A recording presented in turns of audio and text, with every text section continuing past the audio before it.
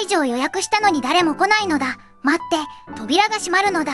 海外なら設備も先進的で、鉄道旅行だって優雅に楽しめるはずなのだ。その夢、発車まであとわずかでくすれるわ。現実を見なさい。車椅子も見える。扉も開いている。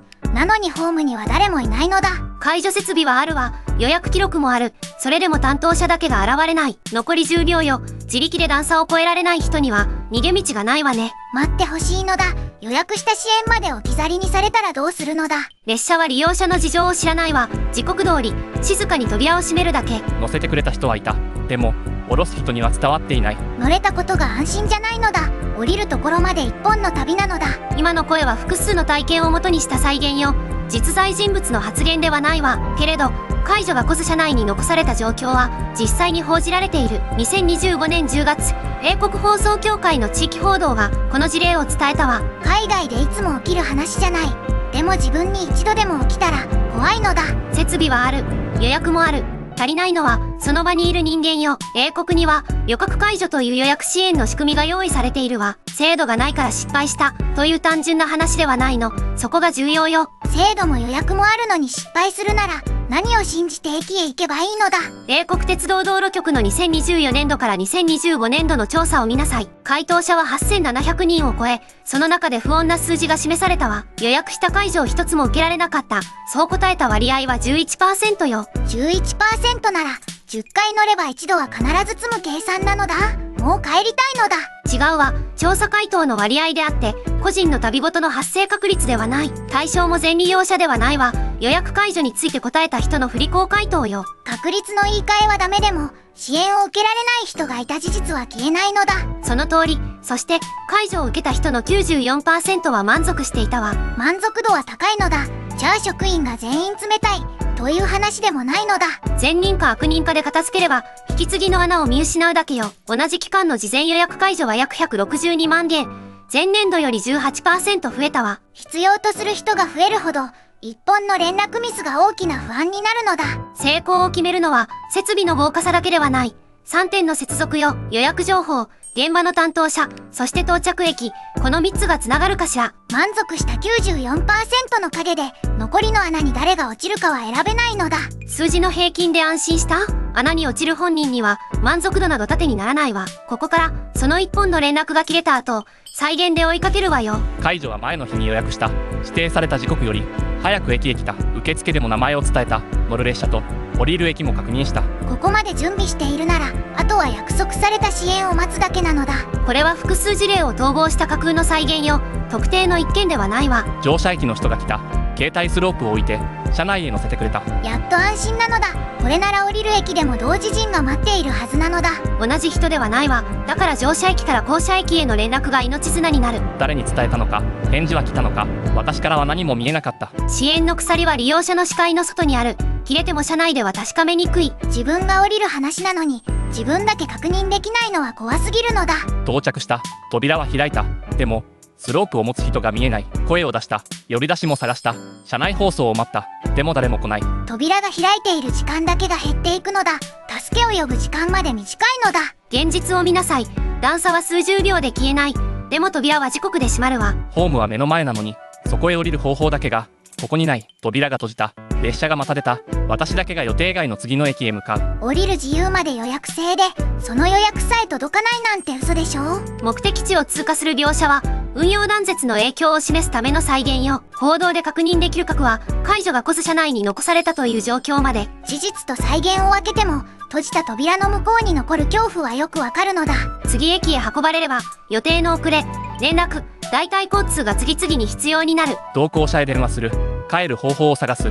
予定より体力も使ってしまう。追加費用や目的地通過は因果を説明する再現で特定者の実例ではないわ。無料の解除が消えた瞬間本人だけが時間とお金を払う側になるのだ。そうよ。制度の失敗を利用者が自力救済する構図へ変えてしまうの。この扉と無人ホームを覚えておきなさい。ここで景色を反転するわ。もう怖い映像は十分なのだ。次はちゃんと人が来る場所が見たいのだ。一方、日本の公開手順では解除員が来る前に列車さえ未到着よ。まだ列車が来ていないのに降りる準備が始まっているのだ。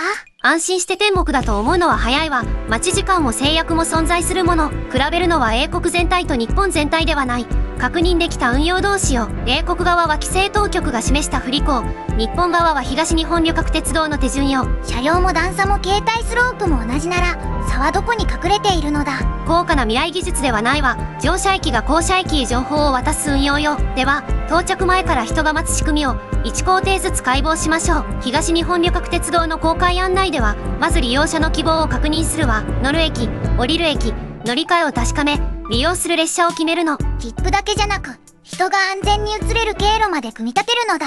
そして乗車駅から降車駅や乗り換え駅へ必要な情報を連絡するわ。見えない先の駅へ自分を降ろす準備がもう渡っているのだ。そう、予約を記録で終わらせず次に動く人へ手渡していくのよ。列車が来たら駅員は車掌と連携し乗車中の扉を安全に調整するわ。時刻だけで死ねず今まさに乗っている人の状況を共有するのだ。車両とホームの隙間や段差には携帯スロープを設置するの。ただ板を置くのではないわ。声をかけ安全を確認しながら支える。設備と人と声かけが揃ってようやく乗車が一つ成立するのだ。目立たないけれどここまでで複数の判断が一本につながっているわ。さらに降車駅では別の駅員が携帯スロープを用意して待つわ。降りる駅に先回りしているのだ。これは監視社会なのだ。